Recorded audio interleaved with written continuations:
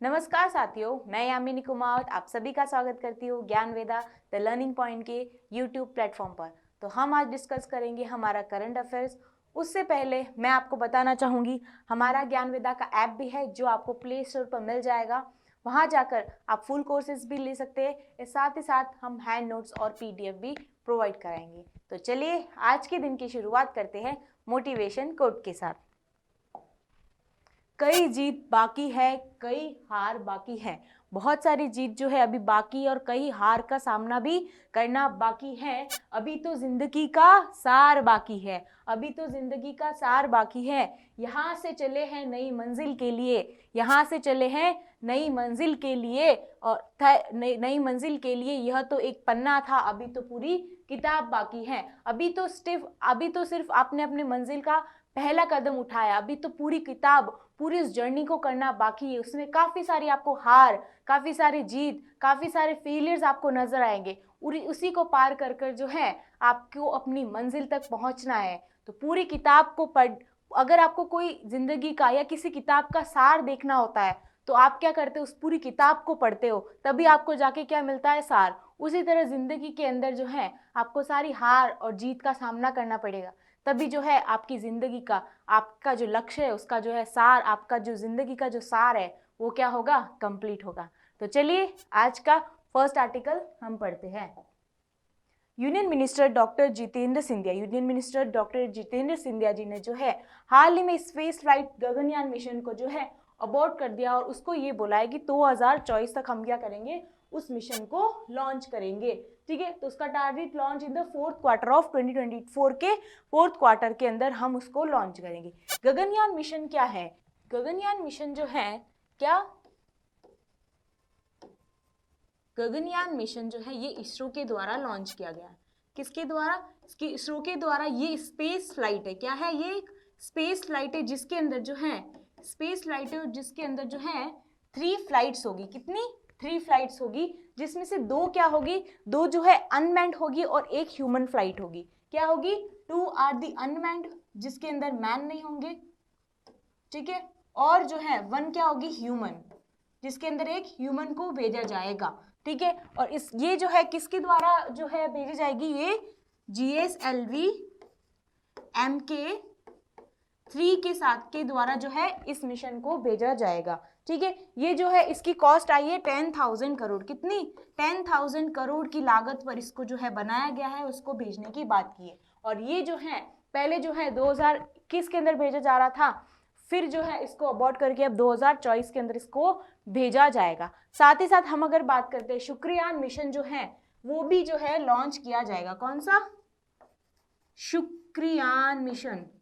Shukrayaan mission जो कि Venus के ऊपर लॉन्च करने की बात की है। कहाँ पे? वीनस के अंदर लॉन्च करने की बात की है। और साथ ही साथ चंद्रयान मिशन 3 भी जाएगा जो मून के अंदर लॉन्च करने के, इसके जो है साथ साथ में ये स्पेस जो है ये क्या, ये टारगेटेड भी चालू है साथ में। इसरो के द्वारा इसको लॉन्च किया गया है, इसरो के द्वारा इसको बनाया गया है। इसरो की बात करते हैं इस ऑर्गेनाइजेशन की, तो इसका हेडक्वार्टर कहाँ है? इसका हेडक्वार्टर है बेंगलुरु। कहाँ है? बेंगलुरु। और जो है इसके हेड या फिर CEO कौन है? तो ये है S सोमनाथन। कौन है? S सोमनाथन जो है इनके CEO है। तो ये जो है जितेंद्र सिंह जी ने ये बोला है कि इसको 2024 तक आगे बढ़ा दिया है।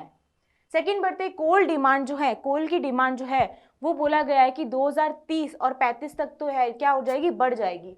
क्या हो जाएगी? पीक पॉइंट पर आ जाएगी। कितनी? पीक पॉइंट पे आ जाएगी। जब हम बात करते हैं कोल की, तो कोल जो है सबसे मेजर सोर्स होता है। Coal is the major source of energy in India. अगर हम बात करते हैं इसकी जो डिमांड आगे जो है 2030 और 35 तक जो है बढ़ती ही जा रही है। ठीक है, अगर कोल की बात करते हैं, इंडिया जो है 4th लार्जेस्ट रिजर्व है कोल का। कितना है? 4th largest reserve of coal कौन है? कोल जो है इंडिया के अंदर है। अगर हम बात करते हैं इंडिया के अंदर कोल को हम क्यों इंपोर्ट करते हैं, बिकॉज जो इंडिया के अंदर कोल है वो जो है प्रोडक्टिव या फिर इतना फर्टाइल नहीं है, उसके अंदर लैक ऑफ फर्टिलिटी है, इसलिए जो है हम कोल को इंपोर्ट भी करते हैं। अगर हम बात करते हैं 2022-23 के अंदर कोल को जो है कंज्यूम किया गया है, उसकी इंक्रीज हुई है। कितना इंक्रीज कर दिया है? इतना जो है हमने 447 मिलियन टन को हमने इंक्रीज कर दिया, उसको यूज किया है। एज कंपेयर टू जो है लास्ट ईयर हमने कितना किया था, इतना किया था, और इसकी जो है वो 12% इसकी ग्रोथ हमने देखी कि इसने जो है इंक्रीज आया कोल के प्रोडक्शन या फिर कोल के सेक्टर को यूज करने के अंदर। ठीक है, जब हम बात करते हैं किसकी, कोल की, तो ये जो है हमारे 8 कोर सेक्टर के अंदर एक है। 8 कोर सेक्टर्स के अंदर जो है कोल एक नंबर पे, ये भी जो है नंबर में इसके अंदर आता है। When we talk about the 8 core sectors, तो जब हम याद करते हैं इसको, जैसे याद करने का तरीका बताती हूँ, CCO NRF, CCO NRF, फिर आता है HCE, CCO NRF, फिर SCE। ठीक है, ये 8 कोर सेक्टर्स है। ये क्वेश्चन भी आता है कि इसमें से कौन सा कोर सेक्टर नहीं है, तो CCO NRF SCE। तो सी से देखो कोल, क्रूड ऑयल, फिर नेचुरल गैस, फिर आ जाता है रिफाइनरी, क्या आ जाता है, रिफाइनरी प्रोडक्ट्स जो होते हैं वो, फिर आ जाता है फर्टिलाइजर, क्या आ जाता है,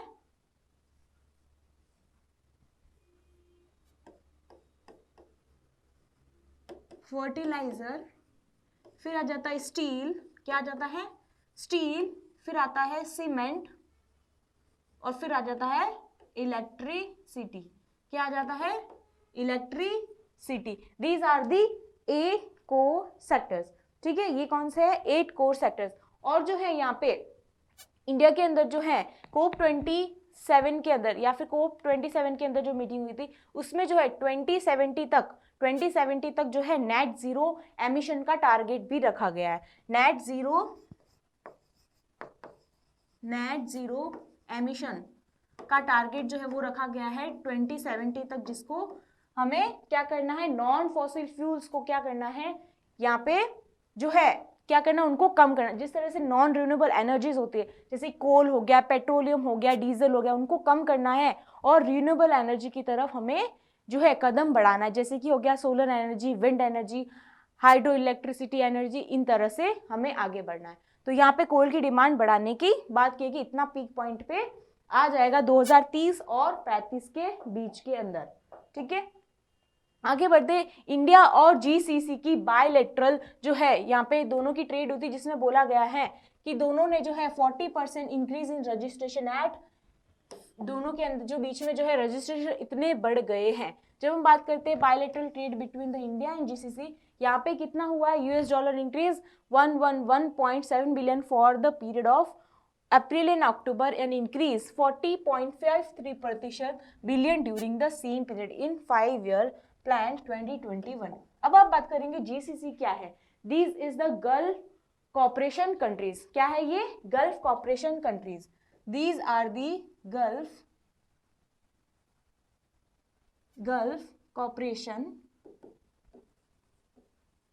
Cooperation countries, जिसकी हम बात करते हैं, इसको हम ट्रिक से याद करेंगे क्यू बॉक्स। क्या, क्यू बॉक्स। ठीक है, क्यू बॉक्स से याद करेंगे तो क्यू से आ जाएगा कुवैत, क्या आ जाएगा, कुवैत आ जाएगा। यू से बात करते हैं तो UAE आ जाएगा। बी से बात करते तो बहरीन आ जाएगा, क्या आ जाएगा, बहरीन आ जाएगा। ओ से बात करते तो ओमान आ जाएगा, क्या, ओमान। के से कुवैत, क्या आएगा, के से कुवैत, और एस से सऊदी अरब। ठीक है, तो these are the Gulf cooperation country, GCC country, जिसको हम क्यूबेक से जो है इनको याद करेंगे। That is the Kuwait, UAE, Bahrain, Oman, Saudi Arabia, और ये आ जाएगा UAE। ठीक है, एंड इसमें बोला गया है कि इन दोनों के बायलैटरल रिलेशन इतने अच्छे हो गए कि इनकी जो है इंक्रीज कितना बढ़ा है, 40% जो है दोनों के रजिस्ट्रेशन हुए हैं in the cooperation, bilateral regional जो कॉन्फ्रेंस कॉपरेशन हुआ, इंफ्रास्ट्रक्चर बोल दो, या फिर जो है बहुत सारे इकोनॉमिक ग्रोथ के जो कैटेगरीज के अंदर इंक्रीज हुए हैं। Bureau of Indian Standard notify the framework to safeguard, यहाँ पे फ्रेमवर्क बनाया जिसमें जो है सेफगार्ड करेगा और प्रोटेक्ट करेगा कंज्यूमर के राइट्स को। कंज्यूमर के राइट्स को जो है प्रोटेक्ट करने की बात कर रहा है कौन, ब्यूरो ऑफ इंडियन स्टैंडर्ड, ठीक है। अगर हम बात करते हैं कंज्यूमर के राइट्स को किस तरह से जो है प्रोटेक्ट करेगा, तो इनिशिएटिव्स लिए गए जैसे कि ये वेरिफिकेशन करेगा उनके ईमेल एड्रेस को, ठीक है, by sending the one and another. और हम बात करते हैं वेरीफाई करेगा उनके जो है टेलीफोन के द्वारा, ठीक है, एसएमएस के द्वारा, एसएमएस भेज के करेगा। और हम बात करते हैं verification by the signing the single on, मतलब एक सिंगल साइन ऑन बनाएगा एसएसओ, ठीक है, एसएसओ, जिस तरह से एक पर्सनली एक इंसान की जो है क्या होती है, ये आईडी होती है जिसके द्वारा वेरिफिकेशन किया जाएगा। और हम बात करते हैं उनके आईपी एड्रेस को ट्रेस करके भी क्या करा जाएगा, वेरीफाई किया जाएगा, ठीक है। तो ये स्टेप्स लिए गए हैं। और साथ ही साथ यहाँ पे बात करते हैं तो इनके प्रोडक्ट की जो वेबसाइट होती है उसके साथ भी क्या करेंगे, उनको वेरीफाई करेंगे। तो ये स्टेप BIS के द्वारा लिए गए हैं। Atmanirbhar Bharat iDEX DIO signs 150th contract of defence innovation on expendable mobile anti submarine warfare training target capable of simulating sound and movement of submarine, sound and movement of submarine. तो यहाँ पे जो है आईडेक्स क्या, ये डिफेंस एक्सपोर्ट है। Framework was launch by prime minister 2018 में निकाला गया, जिसका ऑब्जेक्टिव है कि ये प्लेटफॉर्म प्रोवाइड करेगा to co creation and co development in the defence sector के अंदर, ओके, एंड एंगेज करेगा स्टार्टअप्स को और develop the defence and aerospace setup in the countries, ठीक है, aerospace setup in the countries. और यहाँ बात करते हैं iDEX is being implement by defence innovation organisation, defence innovation organise के द्वारा जो है आईडेक्स को इम्प्लीमेंट किया गया under the department of defence production, under the department of defence export. अब बात करते हैं यहाँ पे किसकी, यहाँ पे जब हम बात करते हैं डिफेंस की इनोवेशन की, तो ये जो है एंटी सबमरीन वॉरफेयर ट्रेनिंग के अंदर इनोवेशन करता है। और यह बात करते हैं तो इस कॉन्ट्रैक्ट के अंदर जो है, इस कॉन्ट्रैक्ट के अंदर इंडियन नेवी के द्वारा डिस्क 7 स्प्रिंट एडिशन के अंदर बोला गया है, किसके, डिस्क 7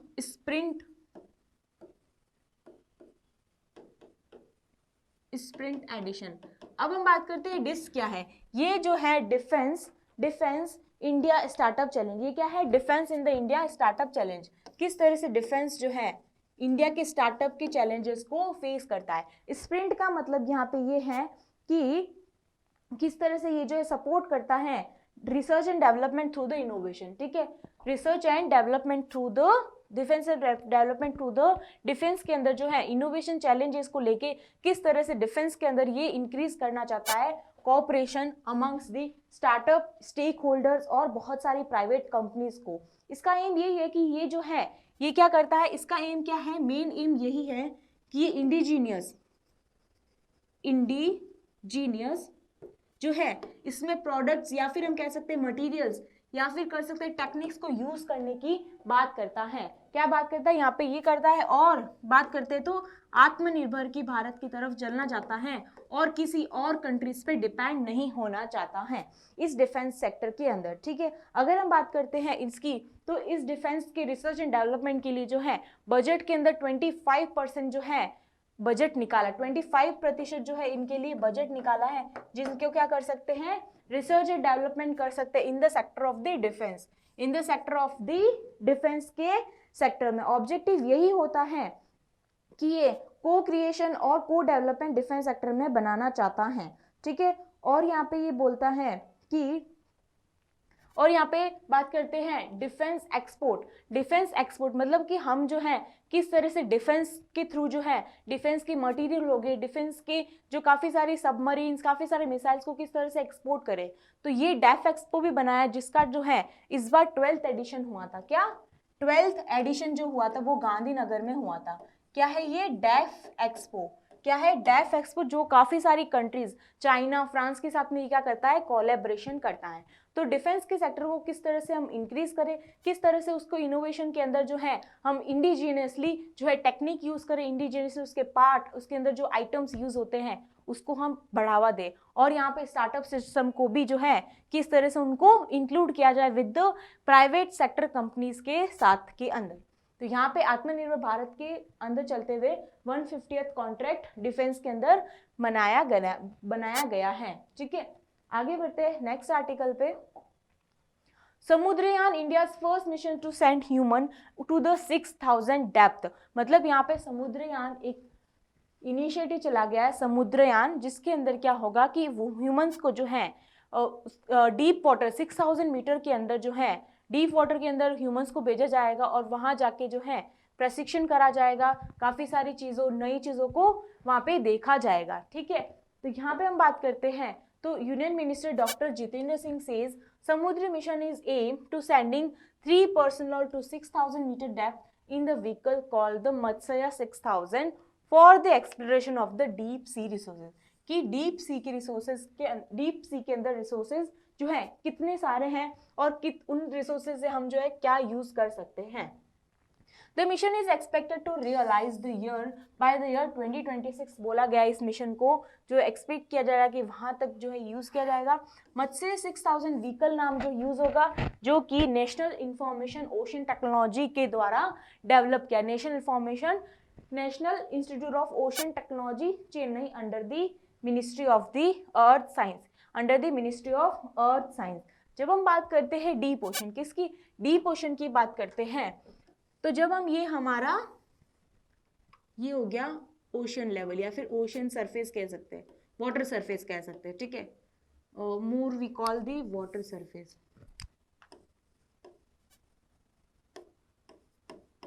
जब हम बात करते हैं ये जो यहां से लेके जो हम देखते हैं, this is called the base line. क्या बोलते हैं, जो 12 किलोमीटर तक होती है, इसको क्या बोलते हैं हम हमारे वाटर के सेक्टर में, तो इसको हम बोलते हैं बेस लाइन बोलते हैं। ठीक है, जब हम और डीप जाते हैं इसके अंदर और डीप जाते हैं तो क्या करते हैं 20 किलोमीटर तक जो है ये होता है इकोनॉमिक सेंसिटिव जोन। क्या होता है ये इकोनॉमिक सेंसिटिव जोन होता है। ठीक है, जिसके अंदर जो है हमें परमिशन लेके ही क्या करना पड़ता है, हम इसके अंदर जा सकते हैं।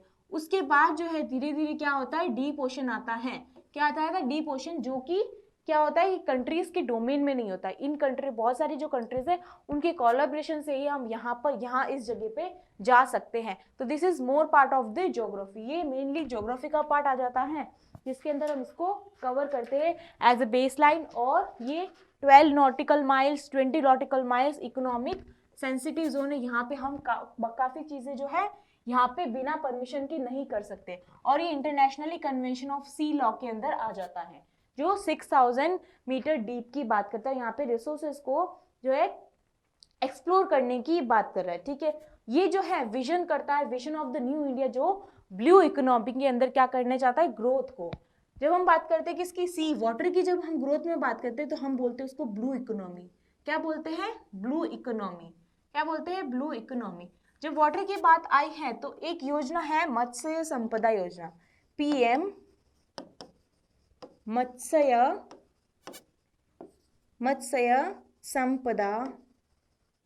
संपदा योजना, जिसके अंदर जो है फिशिंग के अंदर फिशिंग की कैटेगरीज में फिशर्स हो गया, एक्वाकल्चर हो गया, टूरिज्म, लाइवलीहुड और ब्लू ट्रेड के अंदर क्या करता है, ये हेल्प करता है। ठीक है, तो फिशर्स को क्या करता है, यहाँ पे फिशर्स की प्रोडक्शन के अंदर यहाँ पे हेल्प करता है। ठीक है, और हम देखा जाए तो इंडिया के अंदर जो है 30% of the population living in the coastal area, 30% जो लोग हैं वो कोस्टल एरियाज के अंदर रहते हैं।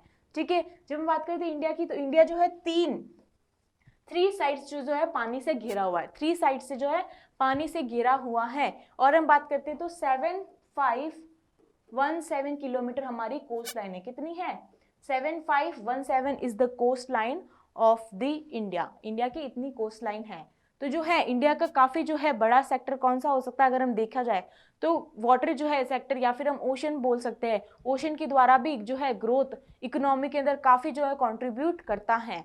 तो ये भी काफी इनिशिएटिव, बड़ा इनिशिएटिव है जो हम ले रहे हैं। ठीक है, आगे बढ़ते हैं नेक्स्ट।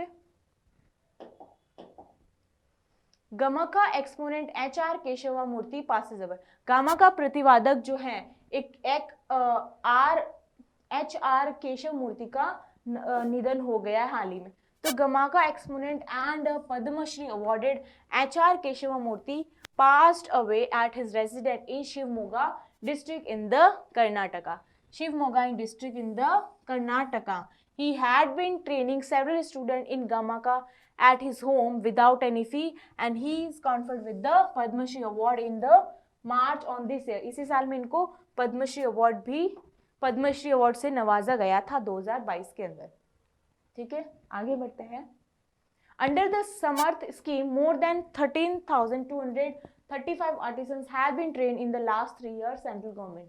तो समर्थ स्कीम के अंदर जो है scheme for capacity building in the textile under the skill India mission. Textile के अंदर जो है स्किल इंडिया मिशन को यहाँ पे प्रभावित करने की बात की. यहाँ पे लोगों को जो है काफी स्टूडेंट्स, काफी जो है बच्चों को यहाँ पे skill in the textile industry के अंदर प्रमोट करने की बात करता है. ठीक है, तो यहाँ पे 89 स्किल डेवलपमेंट प्रोग्राम होगा जो कि 1780 आर्टिसंस को क्या करेगा, बेनिफिट करेगा इन द टेक्सटाइल इंडस्ट्री के अंदर.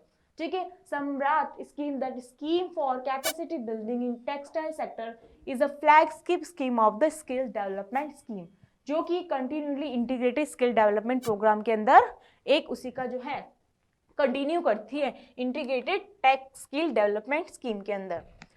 हम बात करते हैं यहाँ पे 89 स्किल डेवलपमेंट होगी और 1780 आर्टिसंस यहाँ पे जो है इनको कंक्लूड करेंगे. ठीक है, और हम यहाँ बात करें it is the biggest employer after the agriculture. Agriculture के बाद में इस टेक्सटाइल को काफी बड़ा जो है एम्प्लॉयमेंट सेक्टर माना गया है. कितना एम्प्लॉयमेंट सेक्टर माना गया है, और इसमें बोला गया है कि जिस तरह से यहाँ पे बोला गया है कि 45 मिलियन पीपल्स जो है यहाँ पे क्या होंगे, डायरेक्ट उनको क्या मिलेगा, direct job employment, job opportunity मिलने की यहाँ बात करता है.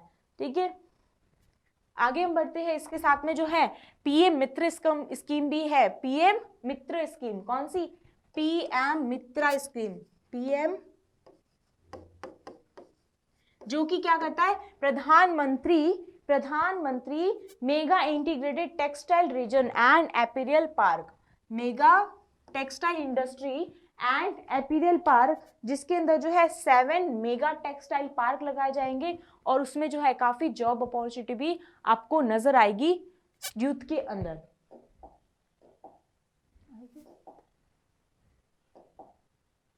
Direct employment in textile sector is estimated 45 million and centre.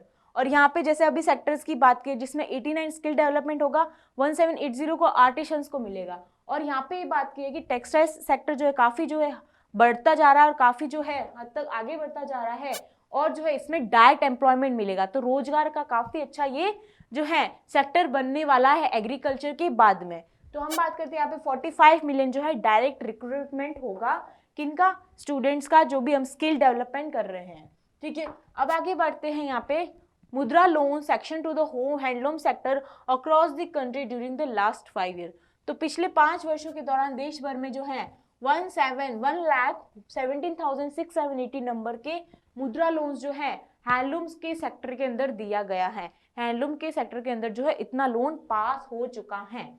ठीक है, IFSCA एंड CEEW साइंस जो cooperation on sustainable finance, sustainable finance के अंदर ये दोनों ने कॉपरेशन करने की बात करती है. Now what is the sustainable finance, क्या है sustainable finance. When we talk about the sustainable finance तो ये बात करता है कि किस तरह से जो है हम इन्वेस्टमेंट करें according to taking the decision regarding to the, investment करें बट हमें जो है इन्वेस्टमेंट तो करना है but we have to take in the mind that की एनवायरमेंट, सोशल एंड गवर्नमेंट को जो है ये क्या करे, इफेक्ट ना करे. ठीक है, एनवायरमेंट की बात करें तो जिस तरह से क्लाइमेट क्राइसिस है उसके अंदर जो है हम भी जो भी इन्वेस्टमेंट कर रहे हैं या जो भी हम दोनों काम करेंगे वो एनवायरमेंट को जो है नुकसान नहीं पहुंचाना चाहिए. सोशल की बात करते हैं तो सोशल सेक्टर में भी जिस तरह से ह्यूमन और एनिमल्स के खुद के राइट्स होते हैं रिगार्डिंग टू देयर लाइवलीहुड. ठीक है, तो उनकी एक्टिविटी और उनके बात कर सकते हैं उनको, उनकी जो डेली लाइफ है उनको ये जो है प्रभावित नहीं करना. जैसे कि मान लो अगर आपने कोई इंडस्ट्री बना दी उस एरिया के अंदर जहाँ पे काफ़ी पॉपुलेशन रहती है या फिर तो वहाँ पे क्या होगा, it will harm their future या फिर it will harm their health. तो वो चीज़ नहीं करनी because the animals and the humans also have their right, तो उसको मध्य रखते हुए हमें जो है इन्वेस्टमेंट उस कैटेगरी में नहीं करना है जो कि उनको हार्म करे। और गवर्नमेंट की बात करें, जिससे कंज्यूमर के राइट्स होते हैं उनको आप एक्सप्लॉइट नहीं कर सकते, एम्प्लॉयमेंट के जो राइट्स होते हैं उनको भी आप जो है वॉयलेट नहीं कर सकते हो। तो दिस इज द थिंग कि सस्टेनेबल फाइनेंस का मतलब यही होता है कि किस तरह से हम एनवायरमेंट और सोशली की गवर्नमेंट को इन्वेस्टमेंट जो है इसके अंदर करे विदाउट इफेक्टिव ऑन देयर, उनकी हेल्थ और उनकी किसी चीज के अंदर इफेक्टिव नहीं होना चाहिए।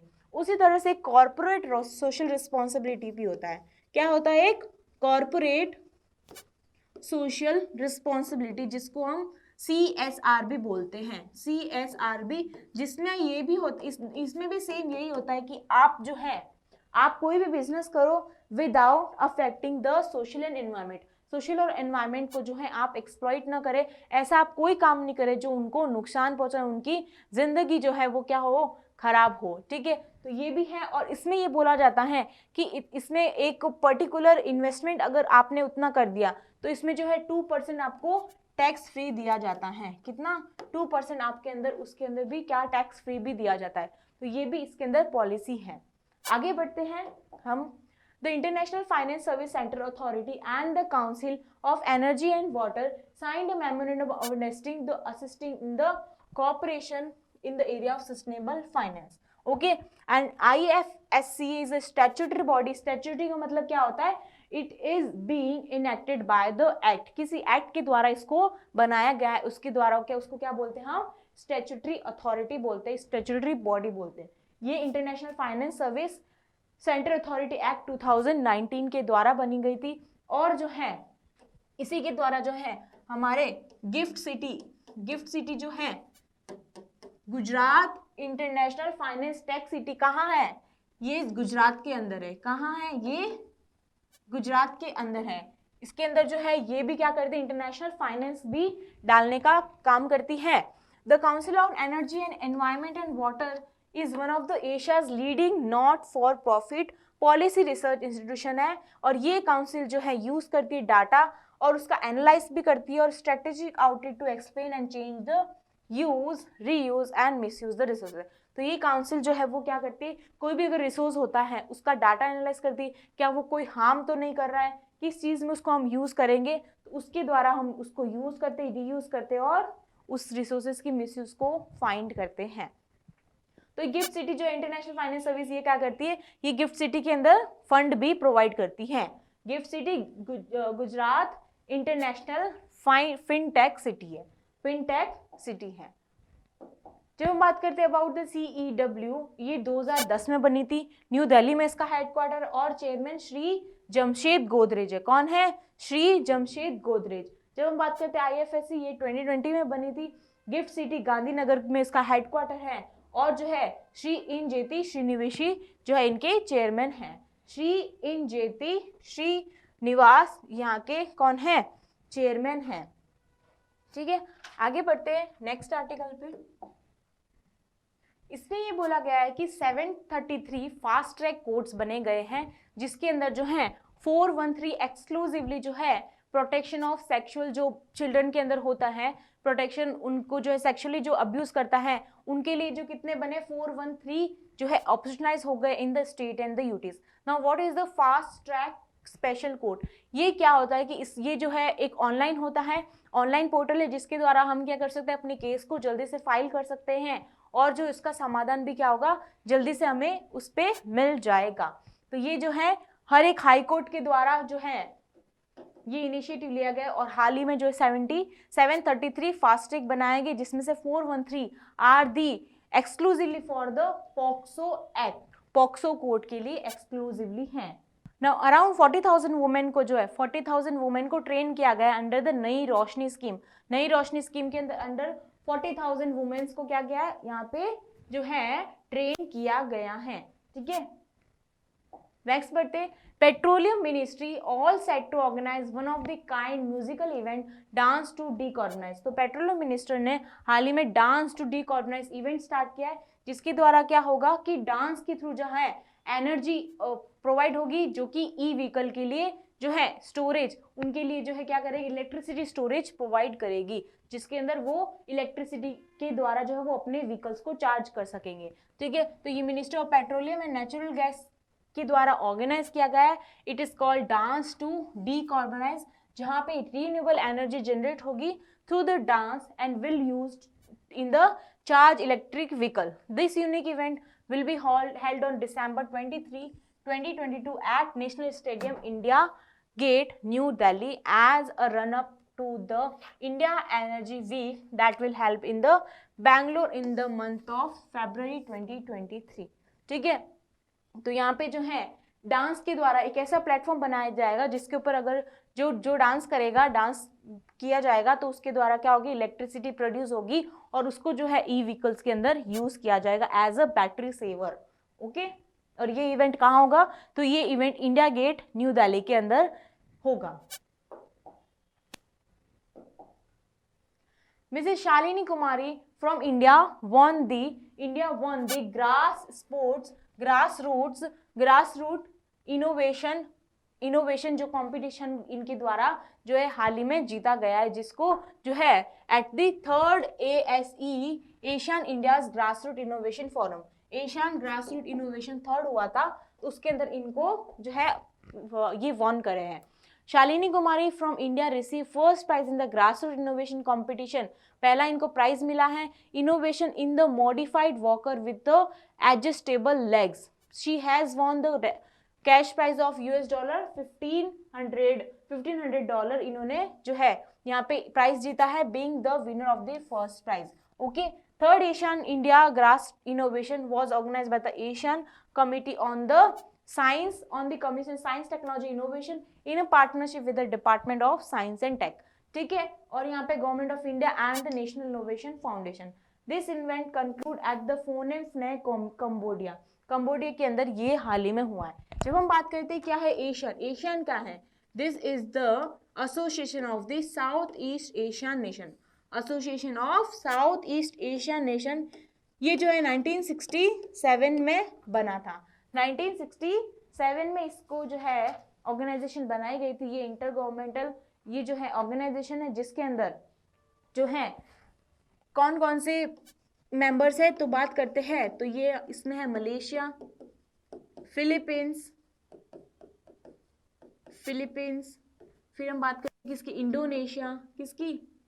इंडोनेशिया, फिर हम बात करते हैं किसकी, सिंगापुर, किसकी, Malaysia, Philippines, Indonesia, Singapore, Thailand,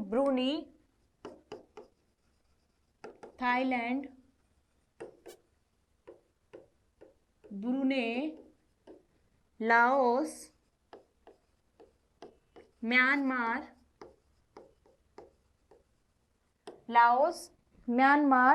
और हम बात करते हैं यहाँ पे वियतनाम। कौन है, वियतनाम एंड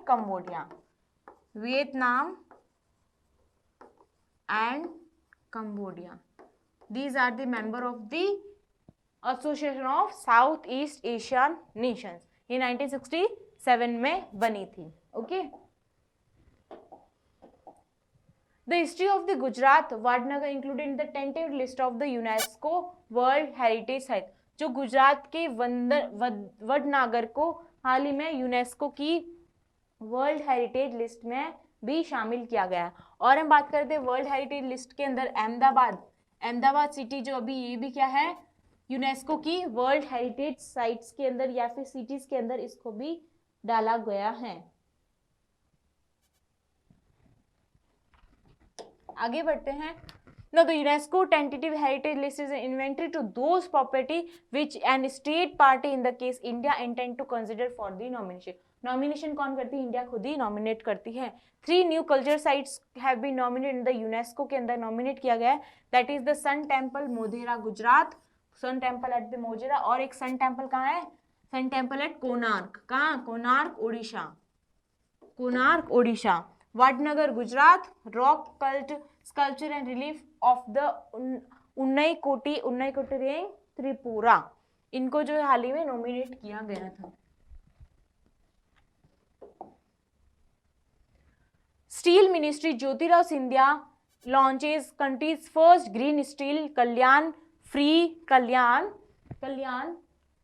रास्ता फेररिस्टा FERRESTA। तो हाल ही में इनॉग्रेट किया इंडिया का first green steel Kalyan Ferresta by the Jyotirao Scindia. इसके अंदर जो है ग्रीन एनर्जी के द्वारा स्टील के प्रोडक्शन किया जाएगा। Steel producer will manufacture electric arc furnace using electricity from 100 renewable energy sources के द्वारा स्टील के अंदर स्टील की इंडस्ट्री को यूज किया जाएगा। स्टील की इंडस्ट्री के अंदर जो है रिन्यूएबल एनर्जी इलेक्ट्रिसिटी यूज की जाएगी।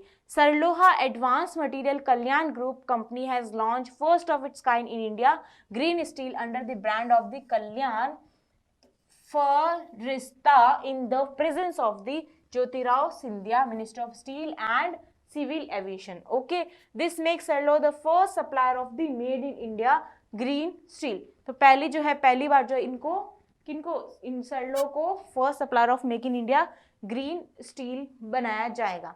इसके अंदर जो है जैसे हमने 45% जो है 2030 तक हमें क्या करना है, एमिशन को कम करना है और 2070 तक जीरो एमिशन लाना है। उसके तहत ही क्या करा है, इस इनिशिएटिव को लिया गया है।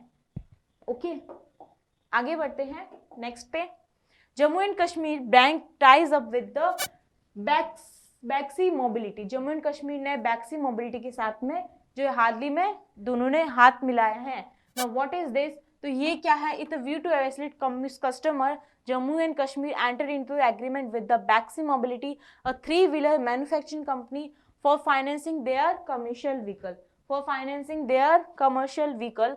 According to the agreement, इसके अंदर जो है डिस्काउंट दिया जाएगा, offer the discount and labour free services to the customers availing the credit city from facility from the Jammu and Kashmir charging their commercial vehicle. ठीक है, तो यहाँ पे जो है क्रेडिट फैसिलिटी भी दी जाएगी कमर्शियल व्हीकल के अंदर। तो यहाँ पे पर्टिकुलरली कस्टमर के लिए किया गया ये बात।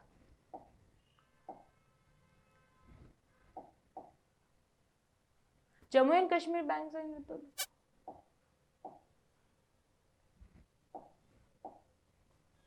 Jammu and Kashmir bank science MOU with the Ladakh minister. ठीक है, लद्दाख मिनिस्ट्री के साथ में हाल ही में इन्होंने जो है nominate as a preferred banker, तो लद्दाख यूटी ने हाल ही में जम्मू एंड कश्मीर को एज अ प्रिफर्ड बैंकर के तौर पे जो है नॉमिनेट किया है for its banking related services के द्वारा। While as Jammu and Kashmir bank would give the most favourite client state to the UT administration to permit employ who maintain their salary account with the bank. ठीक है, तो यहाँ पे जो है active permanent employment उनको भी क्या किया गया है, मोस्ट फेवर्ड क्लाइंट का खिताब भी दिया गया है इनके द्वारा। तो प्रेफर्ड बैंक के अंदर यूटी लद्दाख ने जो है वो किसको चूज किया है, जम्मू कश्मीर के बैंक को। ओके, जम्मू कश्मीर की बात करते हैं किसकी, जम्मू कश्मीर में तो हाल ही में जो है यहाँ पे ट्राइबल विंटर फेस्टिवल बनाया। कौन सा, ट्राइबल विंटर फेस्टिवल। ओके, और हम बात करते हैं यहाँ पे जो है ट्यूलिप गार्डन है जो कि एशिया का सबसे लार्जेस्ट है, एशिया का लार्जेस्ट ट्यूलिप गार्डन है। ठीक है, किसका, एशिया का लार्जेस्ट ट्यूलिप गार्डन यहाँ पे ही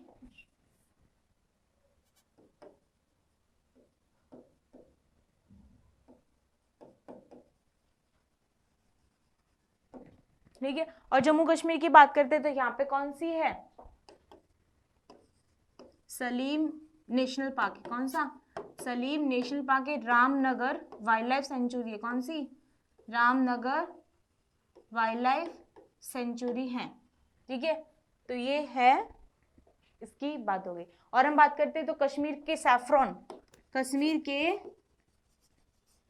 को जीआई टैग मिला हुआ है। किसके, कश्मीर के सैफरॉन को जीआई टैग मिला हुआ है। अब बढ़ते क्वेश्चंस की तरफ। Which state government launches Asia's first drone delivery hub for easy access healthcare? तो फर्स्ट ड्रोन डिलीवरी किसने की है, तो ये की है मेघालय के द्वारा। किसके द्वारा, मेघालय के द्वारा की गई है। और हाल ही में मेघालय जो है सोशल प्रोग्रेस इंडेक्स के अंदर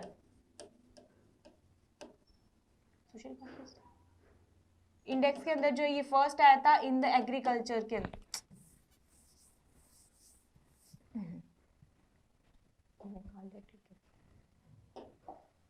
Who is appointed as chairman and MD of Bhavin भारतीय नाभिकीय विद्युत निगम लिमिटेड? तो हाल ही में किसको चेयरमैन बनाया? ये केवी सुरेश कुमार जी को इसका चेयरमैन बनाया है।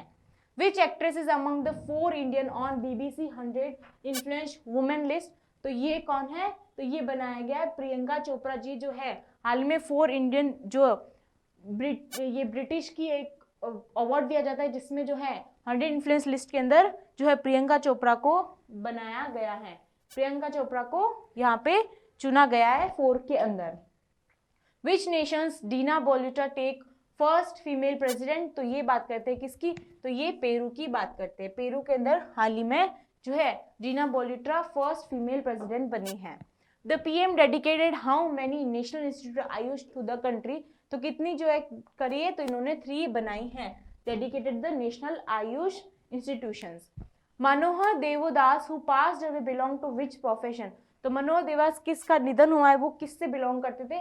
वो जो है एक राइटर थे। क्या थे? वो एक राइटर थे। Last question, Eden Hazard announce retirement from which game? तो एडन हजार्ड ने हाल ही में किस कैटेगरी में रिटायरमेंट किया? इन्होंने फुटबॉल के अंदर जो है हाल ही में रिटायरमेंट ले लिया है। तो चलिए आज का सेशन यहीं तक रहेगा। आई होप आप सभी को सेशन पसंद आएगा। प्लीज़ लाइक शेयर ज़रूर कीजिए और अपने फैमिली और फ्रेंड्स के साथ भी शेयर कीजिए और हमारे चैनल को सब्सक्राइब करना ना भूलिए और बेल आइकन पर क्लिक कीजिए ताकि आपको रोज़ नई अपडेट्स मिलती रहे। तो धन्यवाद। जय हिंद, जय भारत।